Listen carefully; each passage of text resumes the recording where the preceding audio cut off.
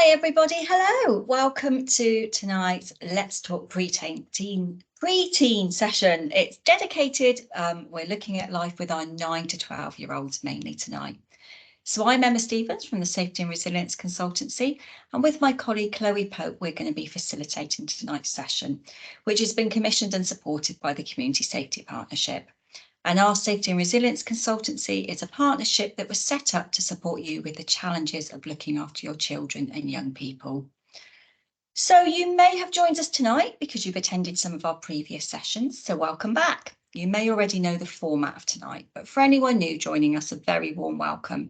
And I'm just very quickly going to go over a few housekeeping guidelines. So due to the large volume of us on this platform, it can make the IT a bit temperamental. You'll see that your cameras and your mics are muted, but this does also mean that unfortunately Chloe and I cannot respond to raised hands during the session. But the chat bar is open, so please do put any comments or questions in. This is a great platform for supporting each other. If you've used a service before or you've got some tools or strategies that have worked for you, please do share this information with everyone. However, we all know that every family is different, so just because something worked for someone else doesn't mean that it's going to work for you. However, sometimes it can be difficult for us to present tonight's session and give appropriate answers. You know, there may be a question that needs a little bit more thought rather than a quick public reply. If that's the case, please be assured we won't be ignoring your question and we will respond by email to you. Please be respectful of each other and for confidentiality reasons, do not give names or identifying features of children or young people.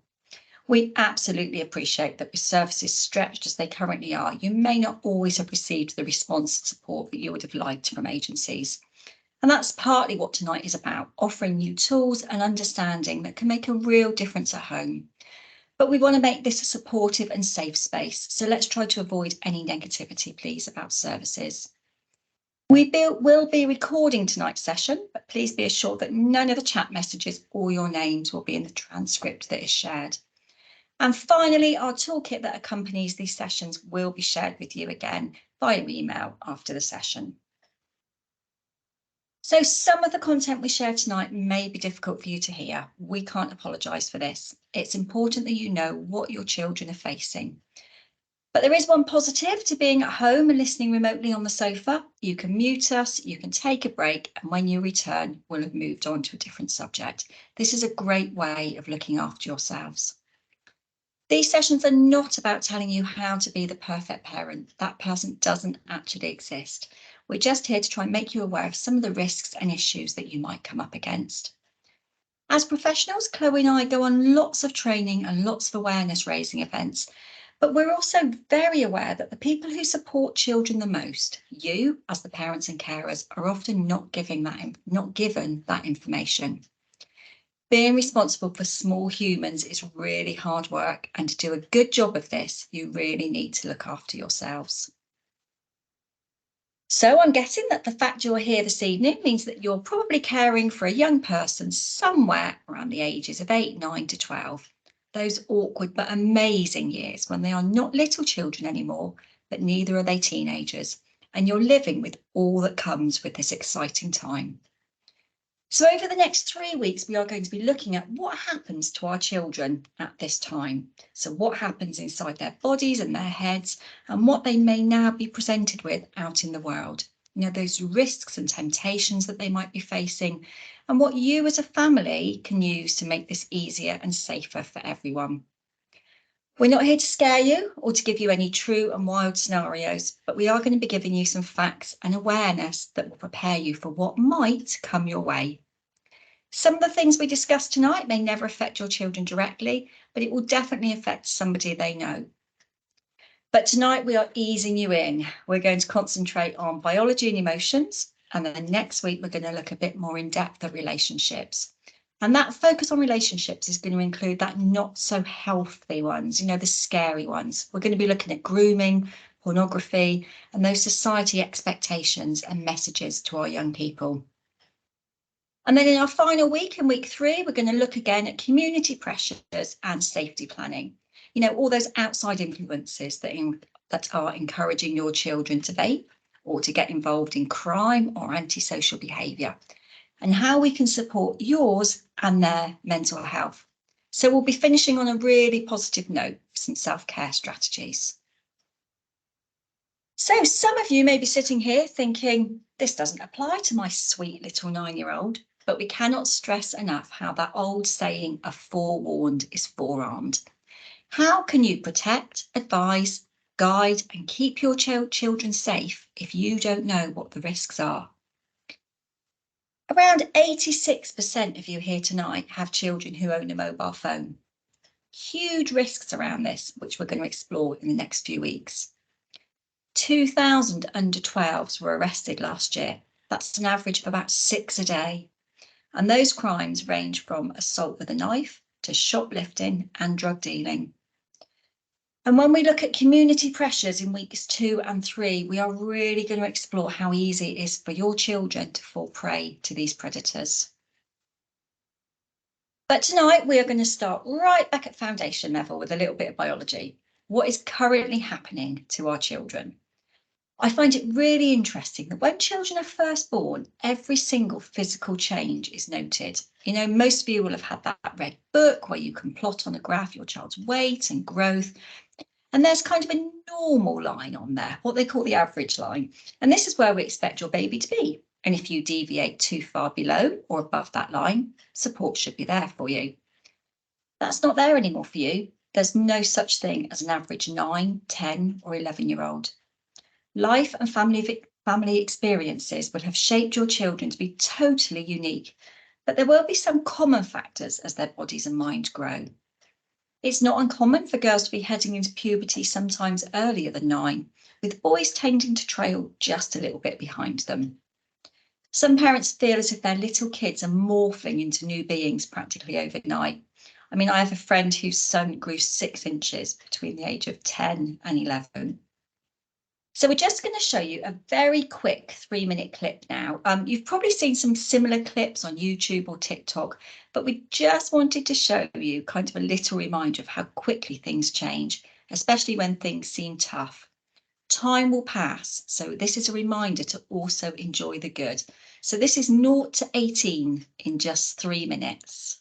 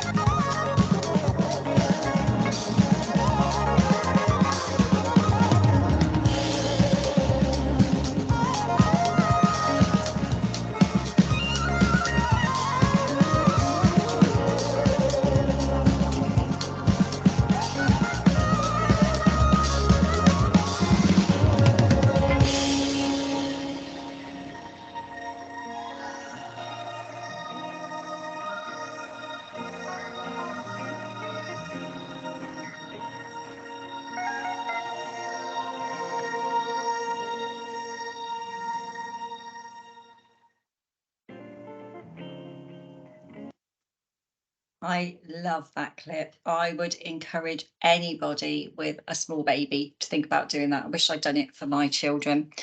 So let's have a look at bodies. You may not want to hear some of this, but if it's not happening right now to your little ones, it's about to. So what you're going to see in this age group is a steady increase in this large muscle development and weight gain, and therefore a bit of an increase in strength. You're going to be seeing growth spurts. This generally starts a bit earlier for girls, but it tends to last longer for boys, who then often end up taller and broader. So body proportions change. Females tend to widen at the hips and boys across the chest and shoulders. And up until now, really, age 9, 10, both of the sexes have looked similar, but this is going to start to change. Your little ones may also complain of joint pain, and these growing pains are real because things are happening so quickly for them in their small bodies. You're going to see very active children with a lot of energy. They really can't seem to sit still. The things that your children may not like are that hair is going to start to grow in places they might not want it to grow. They're going to look more like adults than little children when this starts to develop. That underarm hair will go alongside body odor, and that awareness that you might like to talk to them about start using deodorant on a regular basis. Skin starts to become oilier, and those dreaded spots will start to appear. For some, this may be next to nothing and hardly worth noting, and others are going to experience bad acne or body shaming. And sometimes this is going to lead to that drop in self-esteem and confidence that we quite often see around this age. And we're going to come back to that later in the session. But can you imagine or even remember how scary this can seem? Their bodies are changing so quickly, and they're expected just to accept, adapt, and get on with it. It's a part of life. Well, yes, it is a part of life, but sometimes as adults, we struggle with things that are a part of life, and hopefully we know where to ask for help and support. So it's important that our children and young people are able to air their worries and concerns and get the help and support that they need. And this is where you come in. If you've been to any of our sessions before, you'll know that we talk about communicating all the time and really getting to know your child, because that's actually the answer to a lot of dilemmas and difficulties that you'll face as a parent. We always encourage and stick by the thing that if you don't know your child, how are you going to know when something's not right? But how will you know what's normal when it's changing every day? So any of you that will have done any kind of psychology work or looked at your older child's homework will recognise this pyramid on your screens now as being based on Maslow's hierarchy of need. So Abraham Maslow proposed this theory way back in 1943, but it's just as relevant today as it was then. So the whole idea is very simple. It's basically that these needs lower down the pyramid must be satisfied before individuals can look at the needs higher up. So if a child's basic needs are not being met, they're going to have little or no opportunity to reach their potential. So there's a lot of evidence about why children who live in poverty don't do well at school. And if you bring it back to this pyramid, it's really obvious, isn't it? If they're worried where their next meal is coming from or where they're going to sleep that night, how are they going to focus on a maths project?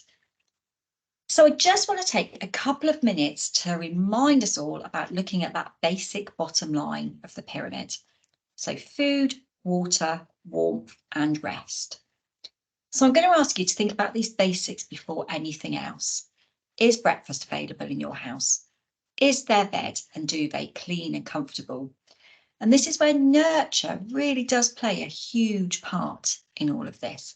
It's the little tiny things that can make a huge difference. So a lot of your children now will start living in their bedrooms more, and some of these bedrooms will be an absolute state. I know that. But a few very simple things like making their bed for them or opening a window can make them feel so much better. I appreciate at times you might not want to do this. If they're making the mess, why should you be cleaning it up? But we all know that feeling, don't we, of getting into, a clean made bed when you've just washed your sheets, when you've had a rough day, how good that feels. And our children sometimes really need this feeling too. Don't forget that your children do still want to spend lots of time with you. Of course, they're on their phones or their laptops and they're playing games and they're talking to their friends and they're watching YouTube and they're eating snacks and still trying to tell you that they're doing their homework. But they are still looking to you for guidance. So let them copy you, role model having water with you, role model taking time out to do something that you like and making your bed in the mornings. If we come on to food, it's easy, isn't it, to think about sitting around the table, a dining table, if you even have got one, and sharing that meal. But this seems to have become a bit of a luxury that we've all lost in a lot of families. Some of the reasons is just the pace of life. You and your children have so many competing demands on your time that it is hard to find an hour each evening when you can all be together. So we suggest taking that pressure off a little bit. Maybe try once a week, once a fortnight to eat as a family. It really will have an impact. Try and find that one night and commit to it. Mark it on your family calendar. Maybe ask a different member of the family each week to plan the meal. Get them to plan the shopping list, to lay the table, to help with the preparation. Your family is a team. It's that shared responsibility. It doesn't have to be just down to you. TikTok is full of great recipe ideas that your child might want to share with you. But actually, even 3 or 4 different microwave meals sat on the sofa, eaten at the same time, is something. One of the positive side effects of sharing family meals is that it allows everyone out there to feel valued and appreciated. That's a really core need for children that you have managed to find an hour to give them. It's that emotional warmth that they need, that you want to spend time with them. And finally, on that bottom rung is rest. So we know that as our children get nearer to the teenage years, they need more sleep. And our advice is to let them. Unless there's a real need for them to be out of bed in the morning, like school, just let them sleep. You and they feel so much better for it. One of the best ways to understand what's happening is to have this awareness. So we've touched on physical changes, but what about the emotional? We can see physical changes, can't we, in our children? And we can understand how these changes lead to clumsiness, tiredness, and those real growing pains. But how about when they go from being that free, uninhibited child to suddenly seemingly worrying 24 hours a day about how they look, what their friends think, and how they want to fit in?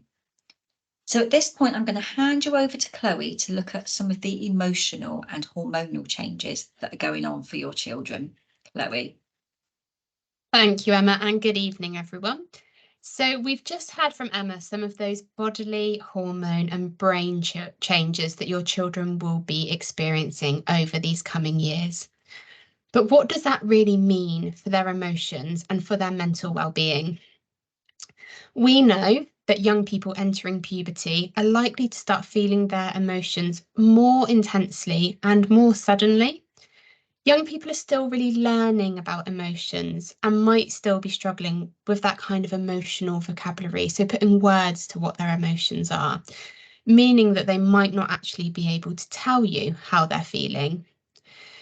If I said to you now that I felt butterflies in my tummy and my hands were shaking, how might you think I'm feeling?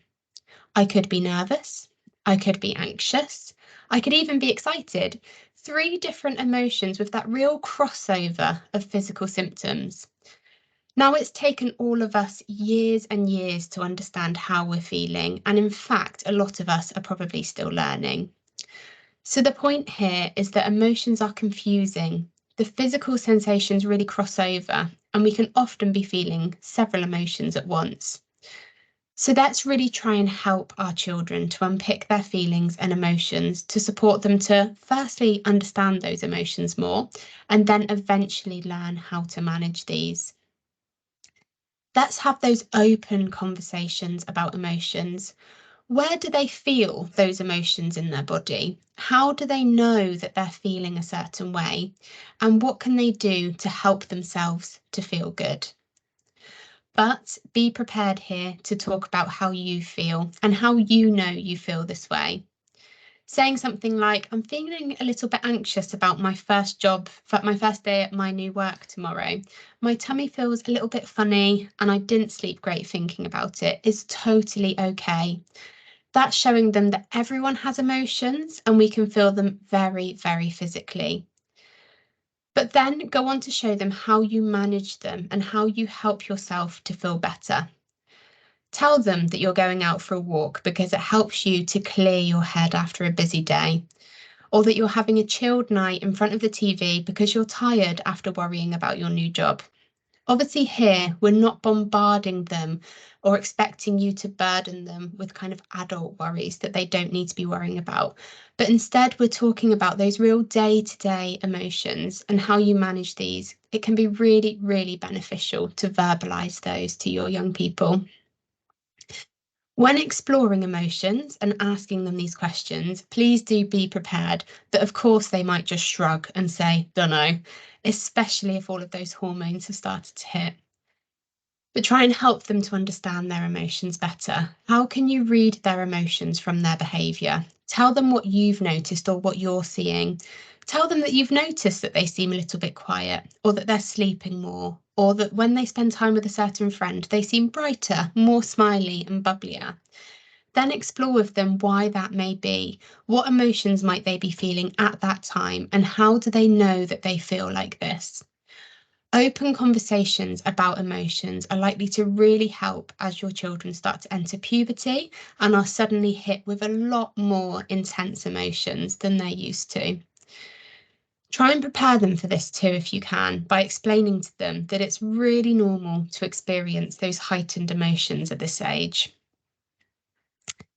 So how did you feel? I want you to cast your mind back to being a preteen or a teenager. Think about your child's age and try and remember kind of how you were feeling at that time.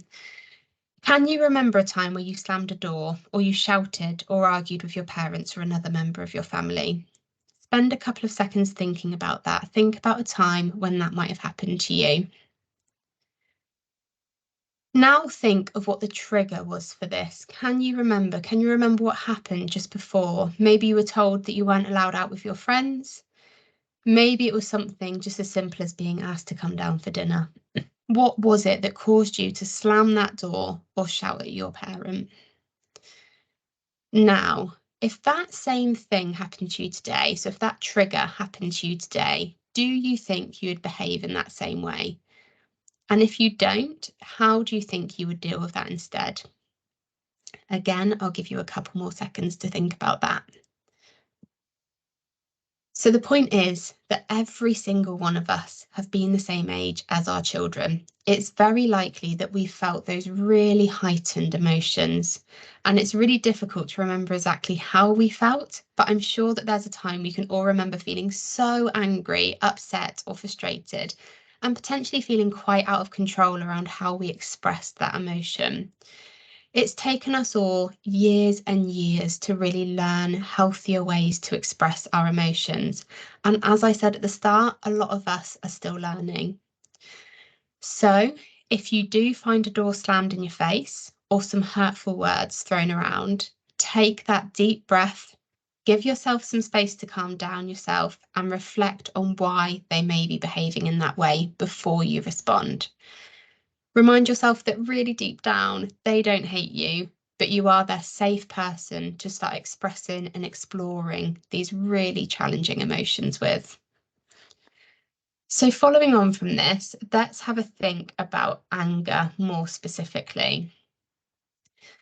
Anger is really important. It's a really important, natural, and often very useful emotion. We all need anger. Anger helps us to motivate change. Anger has been really important in our survival. It's been important in keeping us safe and is so important in our fight or our flight response when we are exposed to a threat. Anger in itself is not a negative emotion. However, how anger is expressed can make it seem like a negative emotion. For example, if violence is used in a way of expressing this emotion. So we all have our outward and our inward ways that we express emotions. But focusing specifically on anger, you'll see some examples on your screen now. We may all express anger in some of the ways that are listed on your screen. but I'm going to be really focusing specifically on children and young people, and especially pre-teens now. So you'll see that the inward ways may be that bit less obvious to spot. So inward expressions of anger include things like negative self-talk.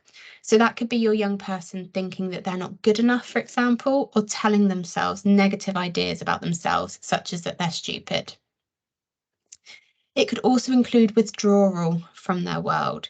So that could be isolating themselves from their friends and family, or not socializing and totally kind of shutting themselves away. Not meeting their own basic needs. So that would be things like not eating enough, not sleeping enough, maybe not drinking enough, and that could be as a result of their feelings of anger. And then we have those more kind of outward expressions of anger. So those behaviours are often a lot clearer for us to see. Slamming doors, shouting, and physical violence. So you may be looking at the inward expressions of anger, thinking these are much less worrying, but often that really isn't the case. If young people consistently learn to inwardly express their anger, they might continue to adopt this approach into adulthood. So that would be learning that anger shouldn't be expressed, but instead should be taken out on themselves. There is also self-harm, which is a really, really worrying form of an inward expression of anger. A lot of teenagers, when asked why they self-harm, will say that it's a way for them to cope with those really painful and strong emotions, such as anger. Negative self-talk, withdrawal from the world, and not meeting their own basic needs are forms of self-harm in their own right. But what we're talking about here is the deliberate physical pain inflicted on oneself. Self-harm can include behaviours such as cutting skin, burning skin, or repetitive hitting of the body and causing bruising. It's important to note that generally after one incident of feeling angry, a child will not self-harm. Often we'll see these other inward expressions of anger prior to self-harm related behaviours. So it's important to look out for them, as they could be red flags that your child is struggling with how to healthily express their emotions. Learning to express their emotions inwardly over a long period of time, in particular anger, can lead to us seeing these more worrying coping mechanisms, which of course we really want to avoid as much as possible. However, please do remember that this is not an exclusive list of inward and outward expressions of anger. There are likely to be many other examples that you can think of. So let's help them to learn healthy ways to express their anger. So coming back to our idea that anger is not a negative emotion, but how it's expressed can be negative. Let's help our children to find ways that work for them to express their anger that bit more positively. So think about your child. Do they usually express their anger in that more outward way? If so, think about other physical things that they could do. Exercise is great for our mental health, but not every young person's cup of tea. But do try and encourage them to move their body in some way. When we get angry, we release stress hormones like adrenaline, which prepares us for that fight or flight response. We really need to do something with that adrenaline in our body. So if they don't like conventional exercise, something simple like physically shaking their arms and legs for a minute could be long enough to help them feel calmer and shake off all of that adrenaline. Could they dance to their favourite song or take a walk outside? Think about some physical ideas that you could suggest for them to try when they're feeling angry. If they do enjoy the more conventional exercise, then great. Exercise is a fantastic way to healthily express anger and burn off all of that adrenaline. Try and make this easy for them to have as a coping technique too. Could you get them a football, for example? Could they kick it about the garden or at a wall when they're feeling angry? Could they have something accessible to them, such as a swing ball that they could have a good play with when they get home and they're feeling really quite frustrated after a day at school? And encourage them to do these things. Going back to how confusing emotions are, think about how as parents we can really take that role in teaching our children about them and how to manage them in that healthy way. It's likely that we are going to have to prompt them on how to express their anger. So try and notice when they've had that bad day or when their emotions start to heighten, and suggest a 3-minute dance in the kitchen together, a trip to the skate park, or that swing ball in the garden. Or do they normally shout and cause arguments when they're angry? If they do, it might help them to put on their favourite songs and sing at the top of their lungs. They might play their music very loudly, but do try and pick your battles with this. Loud music and terrible singing for half an hour is likely to be much more bearable than whole family arguments that could last for days. If, on the other hand, they tend to express their emotions more inwardly, as I discussed, how can you support them to do that in a healthy way? Could you maybe give them some YouTube links to some deep breathing videos? A simple breathing exercise is to breathe in for 5 seconds, hold it for 5 seconds, and breathe out for 5 seconds. You could even include things like breathing in good thoughts and breathing out the bad thoughts as they're doing that. Other ways to cater to those inward expressions of anger would be encouraging them to write down their thoughts, for example. Getting down on paper whatever it is that has made them angry can be really powerful. They could maybe even rip up the paper afterwards too, if that helps them. Journaling can be a very powerful way of not only getting down our thoughts, but also processing them, making sense of them, and then reflecting on what to do about them. Journaling is also a suggested mindful technique and can really help us to feel a sense of calm and to start to reduce those stress levels. So not only might it help your child understand their emotions more, it's also likely to help them with reducing those feelings of anger and returning to that more relaxed and content mindset. There are also some ideas on your screen, but the most important message to take from this is that young people need guidance around big emotions. They're new to them, especially how intense they might feel at this age. They need your guidance on what to do with them. So the key messages here are model. So that's model how to healthily express anger yourself. Prompt. So prompt them on how they can do this themselves, and then praise them. Praise them when you see them do this. And making sure that when you do praise them, you only focus on the positive. So try not to say things like, that's great, you took yourself off for a run after that bad day. That's so much better than the usual grumpy you that we see. Instead, just finish it at, that's great, you took yourself for a run after a bad day. Remember, always focus on what you want to see more of rather than what you want to see less of. Emma. Thanks, Chloe. So, as Chloe touched on, as your children get older, this peer pressure becomes a massive issue, and you may find that bullying becomes a bit of a worry. None of us like to think about our children being unhappy, and bullying can be a major cause of unhappiness. But you, as parents and carers, have a vital role to play in supporting any child who may be at risk of being bullied or who is the bully. So parents and carers can help identify and monitor these instances of bullying behaviour, but you can also be called upon to reinforce or reassert those anti-bullying strategies with your child at home. So bullying really can be broken down into 4 general areas. We've got that verbal abuse. So this includes things like name calling, saying hurtful things, spreading rumours, or nastily laughing at a person who is being bullied. We've got physical abuse. So this would include any kind of physical violence, such as punching, hitting, kicking, hair pulling, spitting, or any kind of non-consensual sexual touch. Emotional abuse. So this type of bullying is kind of that more of the mind games type of abuse. So making the person who is being picked on feel uncertain as to where they stand.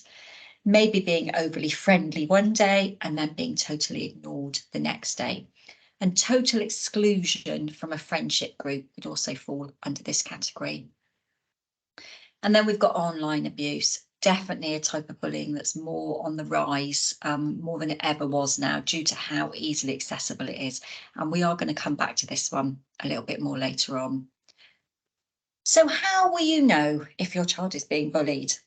So bullies can make children feel isolated and afraid of the repercussions if they speak out or seek help. And it can be really difficult for you to know if your child's being bullied if they don't actually come out and tell you, which they rarely do. But there are some signs that you can look out for. So things like a change in your child's normal behaviour. Are they becoming much louder or much quieter than they used to be? Do they appear scared now to go to school or to take part in some of their usual clubs or activities? They may present with several unexplained illnesses, like having lots and lots of tummy aches or headaches, resulting in them either not wanting to go to school or not wanting to go to sleep at night. And this also then in turn may lead to significantly disturbed sleep. If you see them when they're online or on their phone, do they appear to be more anxious and upset than usual? Or do they totally not want to use their devices at all, which isn't like them? Their school performance may suddenly become very poor, potentially due to them not being able to focus fully on their schoolwork. And you may see some more noticeable changes in their emotions, such as them seeming anxious or lacking in self-confidence and self-esteem. Do remember that a lot of those things that I've just listed will be quite regular behaviour for your children at times. And this is when it's really important to know your child really well so that you see the differences in their behaviour. So we've got a little clip to show you now of a child's experience of being bullied. It's not a very happy clip and it's not intended to upset you, but do be warned that it is quite emotive. Try and think as you watch it about what you could do or what you would do if Jake was your little boy. What could you do to help him? It is only a few minutes long, so if you do want to mute us, if you think this may be difficult for you to watch, please do.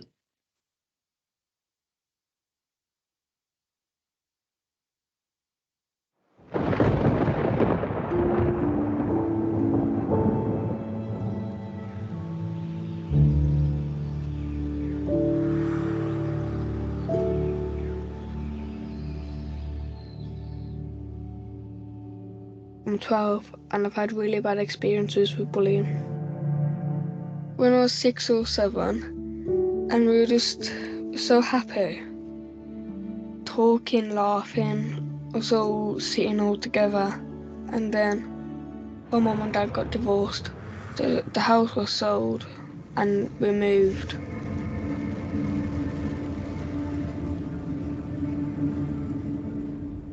The first day was just like an induction day just to see if I wanted to go. It was all fine, everyone was nice. They would invite me to play football, and then I just thought like, I'm really getting accepted. They're actually like wanting to be friends with me, and then it all just went just really bad. Every time I go to school, someone would call me names. It didn't really go to my mind at first, but then after a while, they were saying something about my family, and it would just get me down. They wouldn't invite me to the games. They would try to fight me, swearing at me. I was just playing football with me and my friend. He was the only person that would play with me, and then they just came over. They would say, "Don't play with him." They had a baseball bat and smashed me in the chest. Fell on the floor crying. I just felt like my hair wasn't right, my shoes wasn't right. I like try to show off, like get a new haircut. I would try to get new shoes, but nothing. At break time, I'd sit on my own in the corner, thinking, I don't want to be here.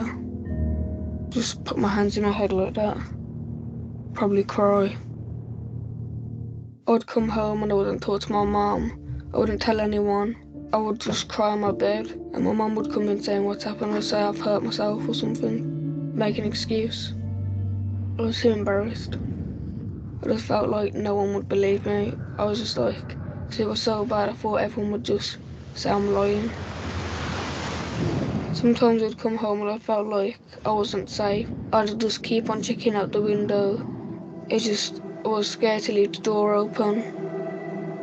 And I was have nightmares in the night. I'd wake up, go into my mum's room crying, saying I've had nightmares.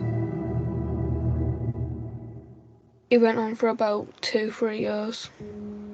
I felt like this is going to be my life. This is what I'm going to go through for the rest of my life. It's hard to explain. You wouldn't think anyone could go through something like this. Unbearable, the pain. I'll do the army cadets. No. There's no incidents there with bullying but if anything does get out of hand, they'll say sorry and be all alright. Since I've been there, I can do things better than other people. I've had the drill test and I passed that first try. The military knowledge test passed that first try. Badges of rank test first try. Air rifle test passed first try. First aid test passed first try. And I've got the highest marks out of everyone. It like makes me feel I'm doing good for once. Everything's better, but I'm still the old person. Because the bullying's happened for so long. It's just added a new part to me. I want to build awareness of the bullying so I can just make these people think, look what you're doing to people. You're pushing them, flooring and calling them names. Even just giving them a dirty look might really hurt them. I just feel like it's always going to be with me. Then I feel like I'm friends with so many people now. They'll all back me up no matter what.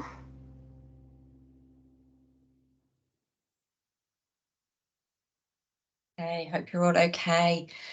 So, if your children haven't told you that you're being bullied, but you recognise some of the signs that you've just seen or that we've talked about, you're going to need to try and open that conversation with them.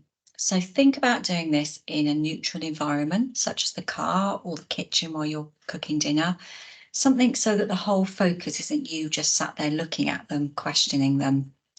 So you could start by telling them that you've noticed that they're not themselves recently, or you've noticed that they're not very happy when they come out of school. Just remind them that you're always there to talk to them, and talking can help them to feel better.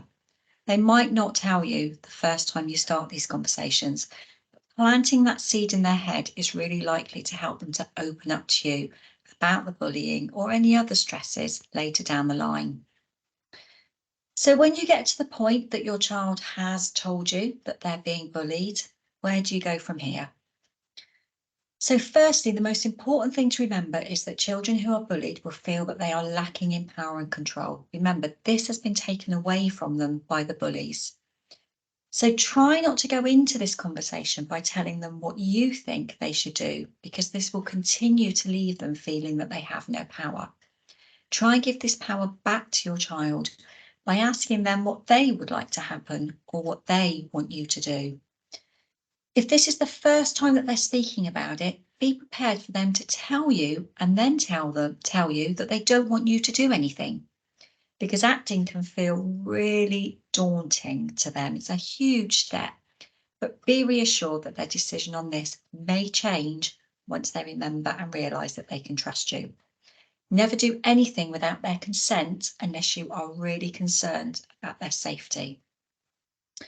So a few top tips really is, one is to don't swoop in immediately and take over.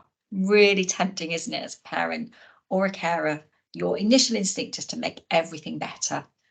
So you are going to feel angry and anxious and want to rush in and fix everything, but this isn't going to help them in the long run. If you do this, again, they're going to feel powerless, not only from the bully, but also from you, because they can see that you're worried, that you're falling apart. So it's really important to calm down and breathe so that you can listen and plan together. Ask, how can I be most helpful to you? Don't forget to plan with your child, not for them. And this is where that life lesson will come in, because this will enable them to learn how to deal with these kinds of situations in the future. So don't minimise. So keep in mind that while you don't want to overreact, you actually don't want to underreact either. So don't minimise the problem. Don't be telling your child, oh, you're too sensitive. You're too sensitive. You're making a mountain out of a molehill here. This is not a time to leave your child to plan the next move alone. They need somebody more powerful than the bullies to advocate for and help them handle the situation. And that person will probably be you. Again, try not to blame them for what's happening. It's very easy, isn't it, to say things like, well, what are you doing to make those kids pick on you? You must be doing something wrong. Or what did you say to make her say that to you? There is often no reason for somebody to be picked on other than they're in the line of sight with from a child who wants to taunt or hurt them. There is usually no justification for bullying, and blaming your child and questioning them will only make them shut down or worse, blame themselves for what's happening. Instead, let them know that it's not them. Anyone can be a target. Remind them that sometimes it's just a case of being in the wrong place, wrong time, or that any kind of difference or vulnerability can be an open door to somebody who's going to be a bully. And then the backbone of all our sessions here are about having open conversations with your child. Talk about your own experiences. Really empathise with them and their situation by being authentic with them. It's okay to say to them, oh, I feel so sad when I hear what's happening, or I'm here to help you. Do your best to have the kind of relationship where you keep those lines of communication open. Encourage them to talk to other adults in their lives as well who they might be close to. You know, sometimes an aunt, a friend, or a teacher is easier to talk to than you are at times.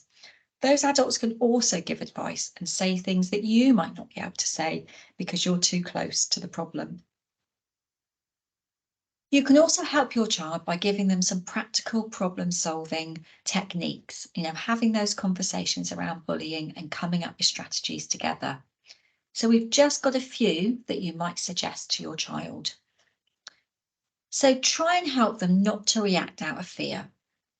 So often our children feel shocked and paralysed when someone calls them a cruel name or hurts them. If they stand there and take it, or they get upset and lose control, or start crying, the bullies will have what they want. They'll have that reaction.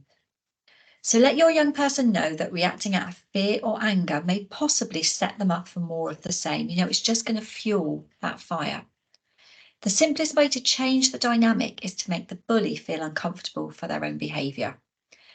All of us should be advising our children to avoid hitting or fighting back verbally or physically, because this is only going to cause the bullying to escalate.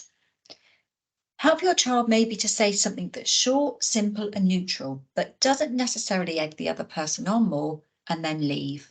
So a simple phrase like stop or not funny or I've had enough can be very effective when they're being bullied. Encourage them to find something though that feels natural and right to them. You can role play this at home, get them to practice so it feels more natural. They don't need to insult the other person back or get reactive to this in any way. And above all, they don't want to get into a physical fight with anyone because that's just going to feed this. Just saying those simple phrases and then walking away, so not engaging with the person who's bullying them, is one of the best ways to diffuse a situation. Really difficult, but that role playing at home can really help with this messaging.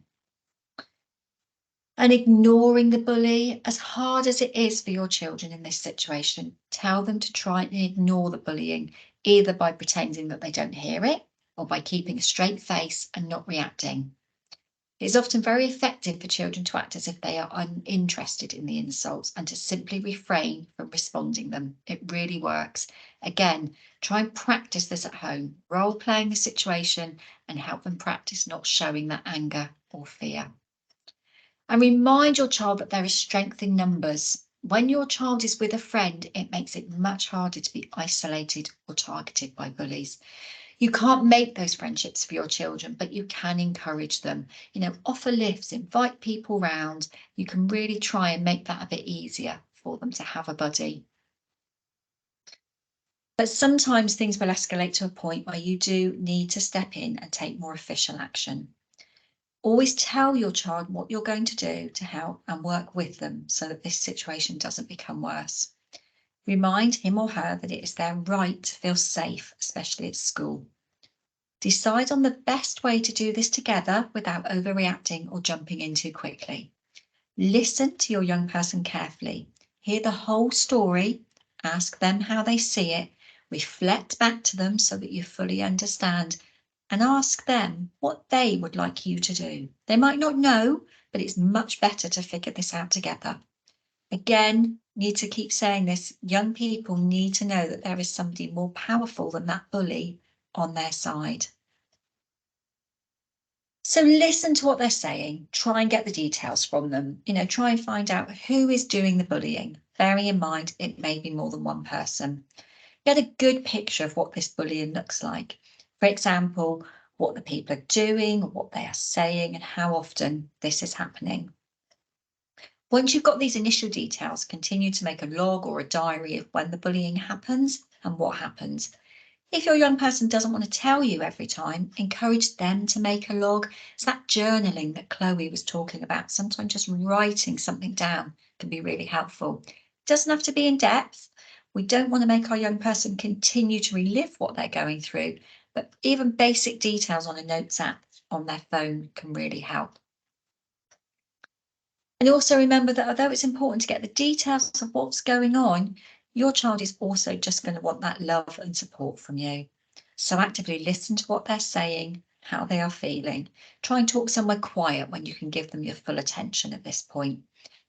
And you can lead by asking simple questions, so what happened next and what happened after that. So if this happens in school and your child decides that they would like school to know, remember again that they need to have some control here. So ask them, how do you want me to tell school? What do you want me to tell them?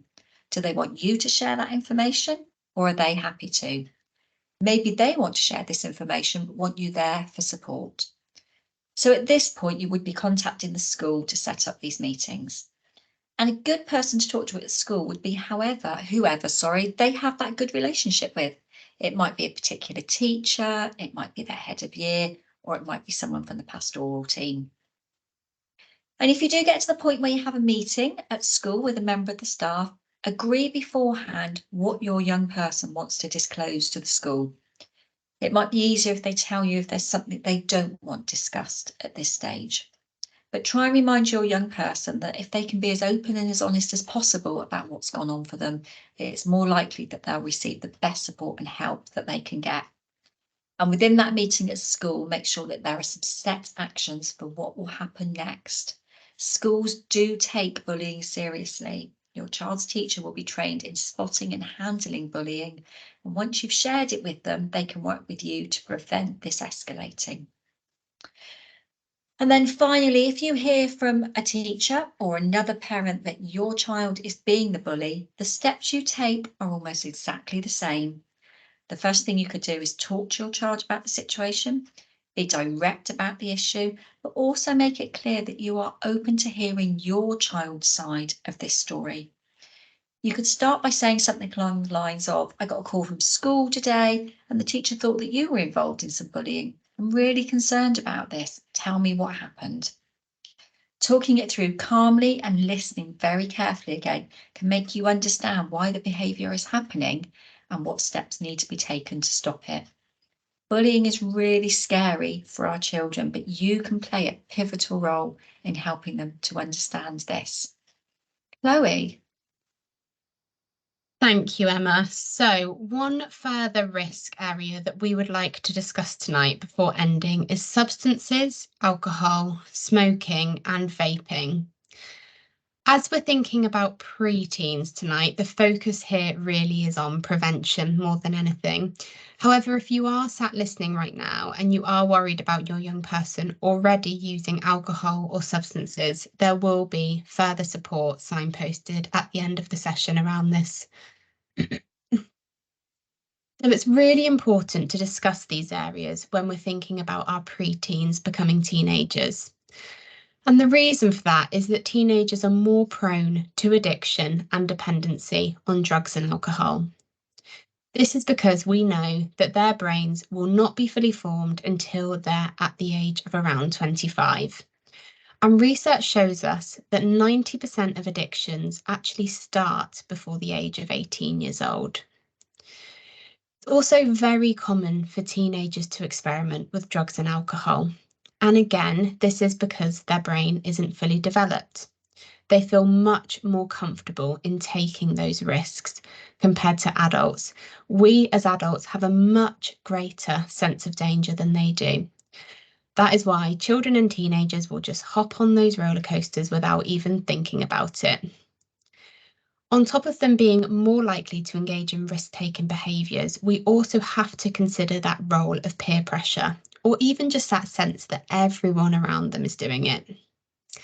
Research has been conducted to find out what initially draws young people in to taking drugs and using alcohol. And it was found that the main reason this happened was due to a lack of sense of belonging. Young people are likely to experiment more with drugs and alcohol if they're feeling lost and not quite sure where they belong. So let's really try and help them find that sense of belonging. What do they absolutely love doing? Could you help them join a new club or activity? Do they really love art? Could you get them some more supplies for their birthday to help them engage with this hobby? Think about the things that they really love and encourage them to do more of it, or help them to find the things that they love so they're less likely to be drawn into that world of using substances. Try not to be scared to talk to your child about drugs, alcohol, smoking and vaping. There's a real kind of common misconception that if we talk to our children too early about something, they're more likely to do it. But that really isn't the case. If you're able to talk to your child about it and the risks involved, you're arming them with the power to make their own decisions.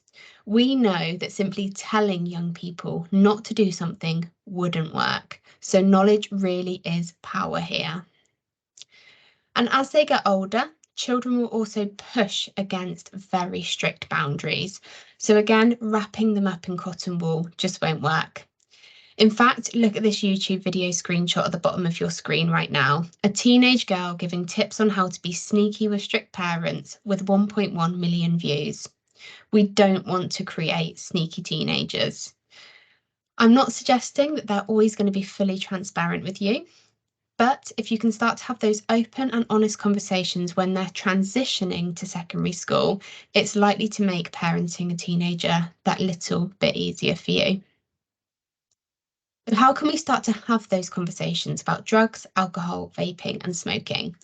Well, you could start by finding out what they already know about it and maybe even their thoughts on it. Have they learned anything about it in school yet? Arm yourself with the knowledge too in case they have any questions about it. We all know about vaping and that there is very little research about the impact that vaping has on our health, and it's absolutely okay to tell them that. Tell them about their grandparents who used to go to the GP surgery and have their doctor smoke in the same room as them. Tell them about how people used to smoke in pubs when you were younger. Tell them that we also used to know very little about smoking and just how quickly things can change. Coming on to drugs, there really are so many different drugs out there with different names and different risks associated to them. You, of course, do not need to tell your young people about all of these. They should also get a lot of this education throughout secondary school as part of PSHE. But if they do mention any drugs that they've heard of, have a look at Talk to Frank. They have a page on their website called Drugs A to Z, which details all of the different names for drugs, how they feel, and those risks that are involved with them. It's absolutely okay to tell your young people that you've never heard of something they've mentioned, but that you would like to learn more, and return to that conversation at a later date when you feel more confident talking about it yourself. Your young people may want to start going to parties at the end of primary school and during secondary school, and may want to experiment with alcohol as they get that bit older. So help them to safety plan around this. What can they do if they feel scared? Could they call you, or maybe they could call another trusted adult? Could you come up with a day-to-day phrase with them that they could say to you on the phone as a disguise for them telling you that they need your help? Maybe they could say something to you like, just checking what the plans are for tomorrow. You both know that that really means I need help or I need you to come and get me, but none of their friends or peers at the party have to know this. Remind them of the importance of calling 999 if anyone becomes unwell whilst under the influence. very sadly, we know that most deaths caused by drugs could have been prevented if help was sought sooner.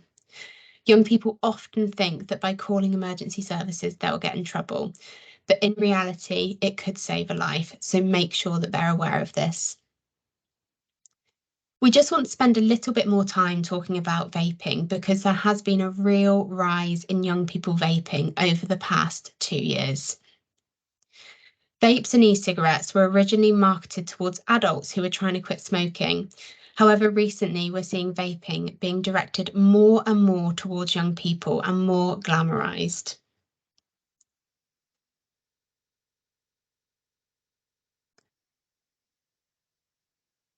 So vaping really has quickly become the cool new thing. Not only this, but companies are making lots of money off of teenagers buying them. So the vape companies are getting more and more clever in order to get more and more rich.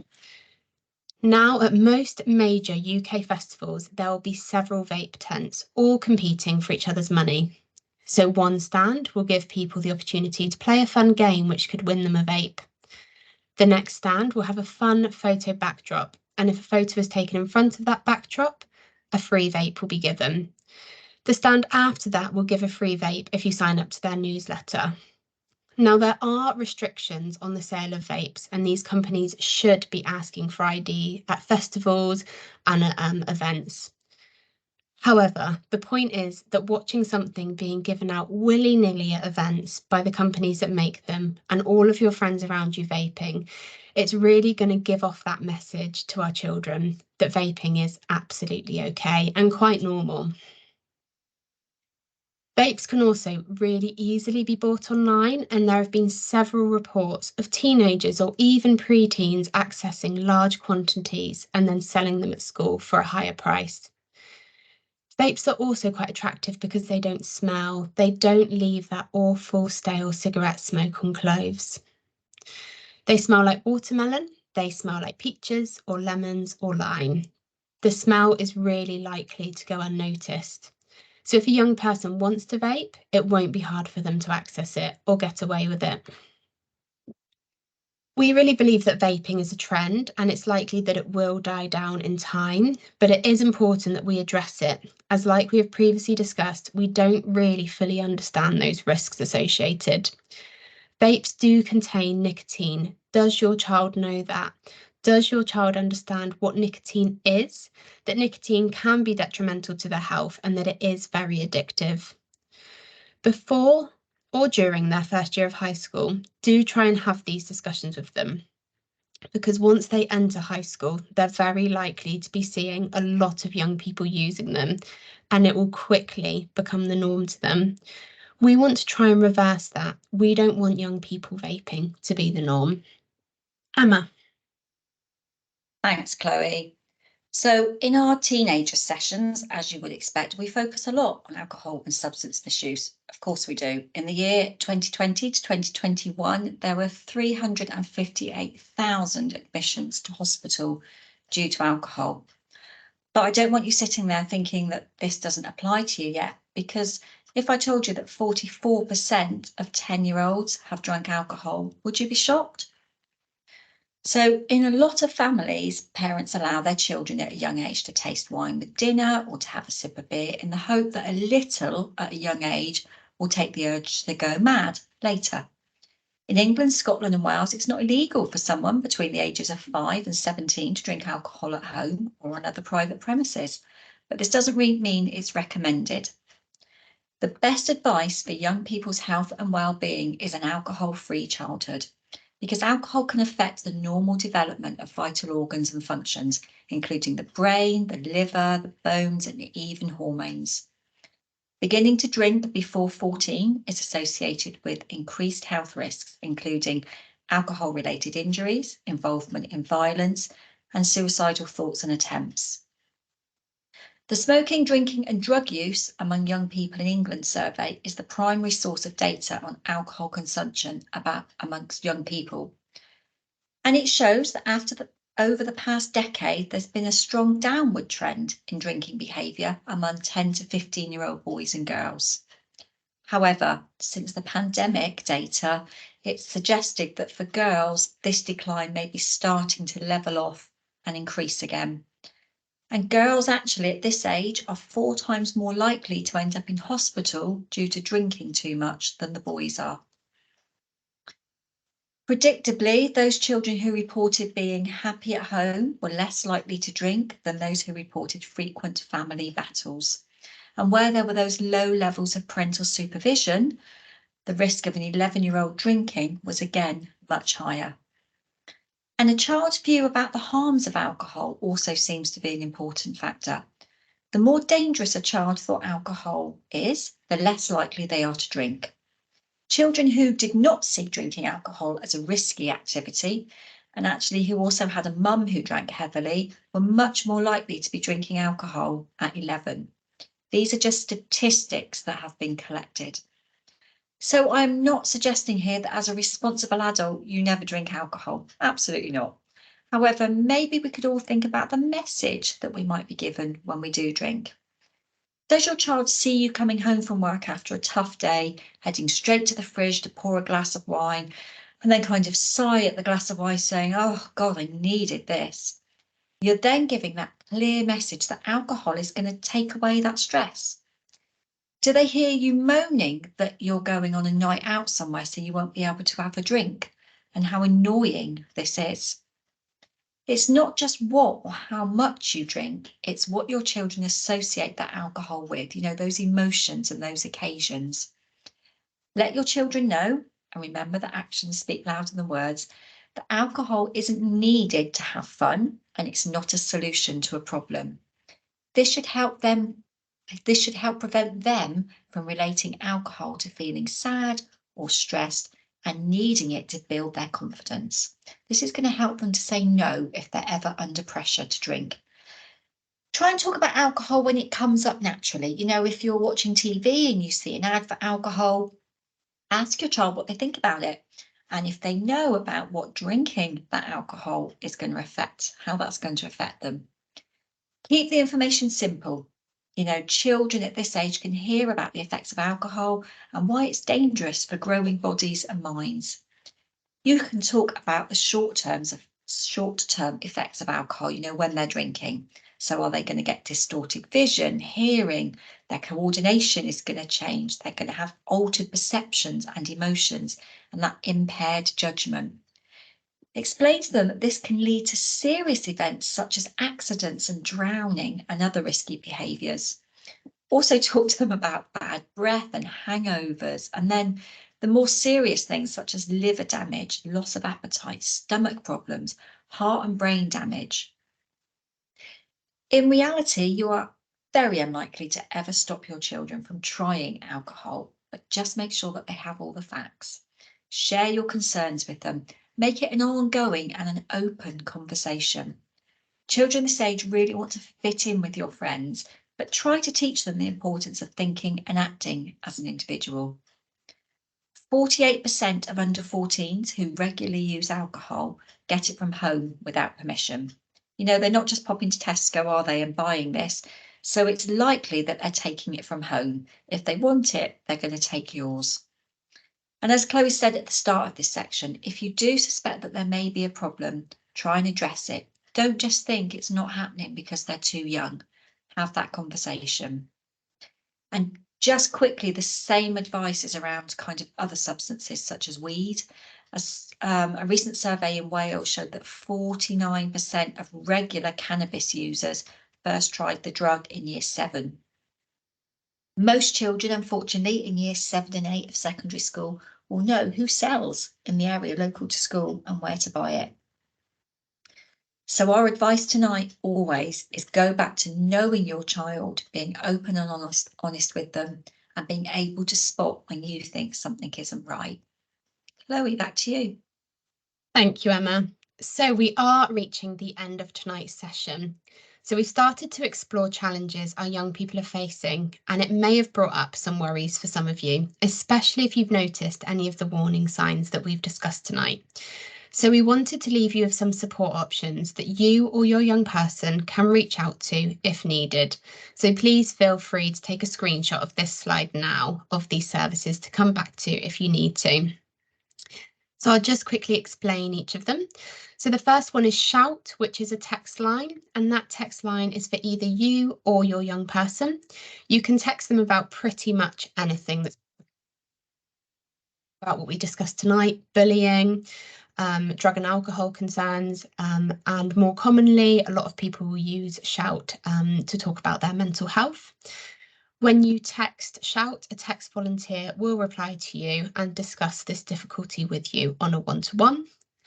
Next is Childline, which I'm sure all of us have heard of, which is a support service for our children.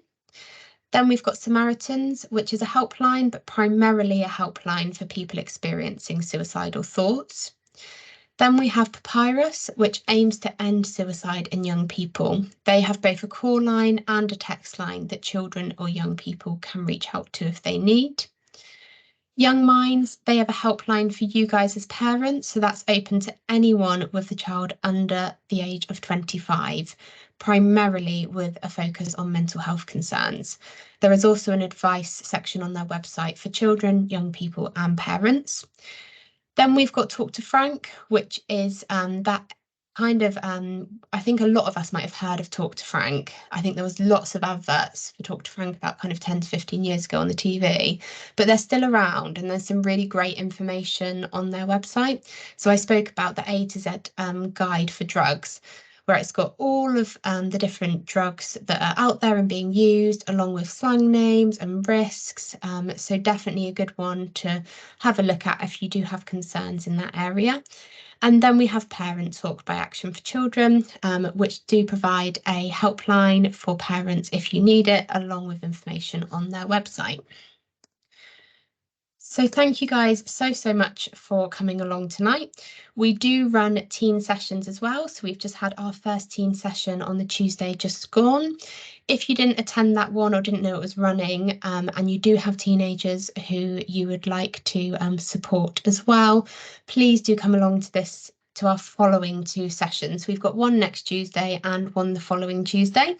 If you're not signed up, you can just scan that QR code now. So I'll just leave that up for a couple more seconds, if you do want to attend our teen sessions.